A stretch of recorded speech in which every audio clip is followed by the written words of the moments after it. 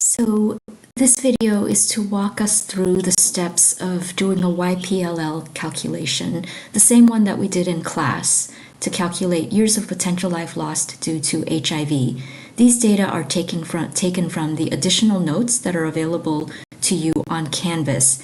In those notes, they did the calculation for leukemia deaths. We're using the same data, but we're going to do the calculation for years of potential life lost due to HIV.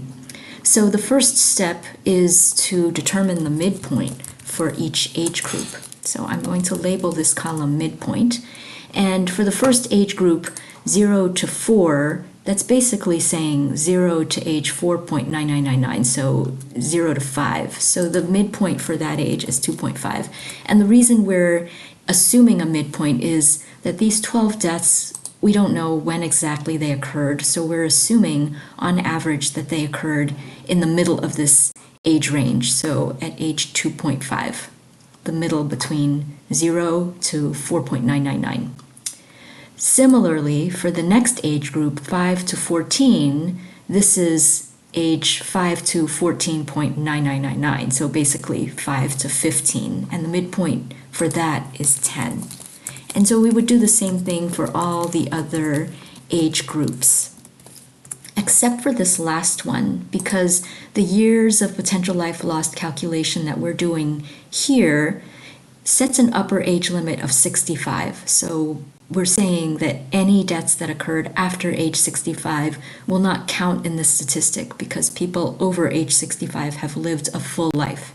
So these people will not count in the statistic, and I'm going to gray out this midpoint box because they are not going to count into the statistic.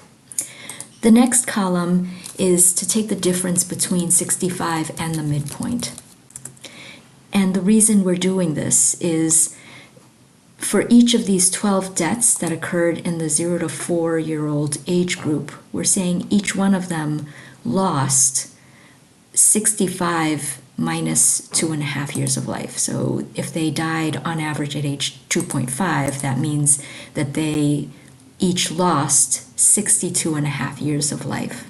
And the formula we can put in for that is it's 65 minus this cell, D2. So each of these 12 children lost 62.5 years of life. And similarly, for the next age group, the 5 to 14-year-olds, we're assuming died on average at age 10.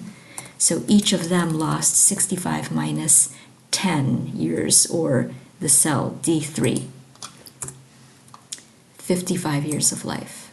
So you can apply the same formula if you drag that little green triangle in the bottom right. Apply the same formula all the way down, and what we get to in the end is the 1,347 people who died in the 55 to 64-year-old age group. We're assuming they died on average at age 60, and each of them lost 5 years of life.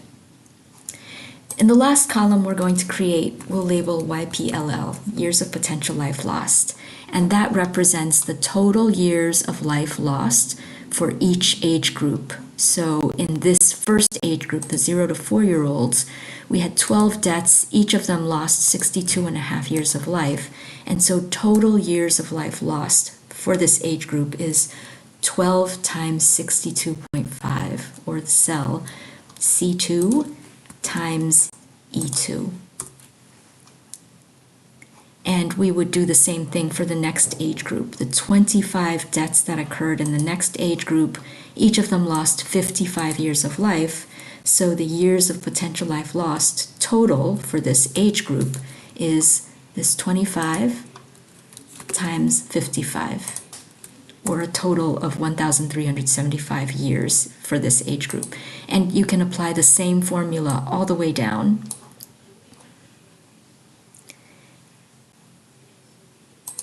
Next, we want to calculate total years of potential life lost due to HIV over all the age groups, so for this whole population. And that would just be the sum over all of these age groups. So we can use a formula that would be equal to the sum over F2 down to F8. So In total, there were 291,020 years of potential life lost due to HIV in that year. One last thing that we need to do is to calculate the rate, because this 291,020 is also dependent on the size of the population, because a bigger population will have more deaths. And so just by virtue of having a big population, you would have a big years of potential life lost. And so to standardize for population, we can express it per 1,000 in this case. So what we need is a denominator, so 291,020 over a population, but the denominator that we're going to use will not be the whole population, that is, not all 288,350,000 people. Because remember, only people under the age of 65 are counting into the statistic. So the denominator that we're using will be only people under age 65. So I'm going to label one cell here and call it population under age 65, and that will be the sum of everyone from age 0 to age 64, which is 252,755,000. So again, we're not using the entire population, we're excluding 65 and older people, because we're saying those deaths, any deaths that occurred after that, were not premature, so they are not counting in our statistic here. Instead, we're using the 252,755,000 people who are under age 65 as our denominator. So our last calculation will be the years of potential life lost per 1,000.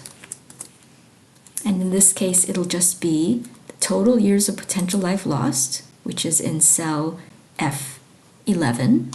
Divide that by the population under age 65, which we have here in cell F12.